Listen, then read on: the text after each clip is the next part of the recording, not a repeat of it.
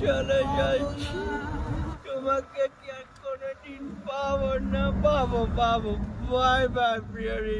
কিন্তু উপভোগ করতে কি পারবো? কখনো না।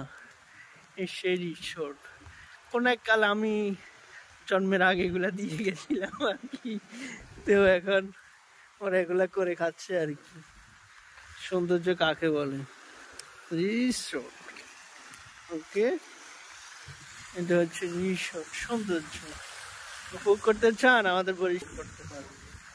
এই সাগরের পাশেই, জিদ্দার সাগরের পাশেই এই রিসোর্টটা, ঠিক আছে? সৌন্দর্য।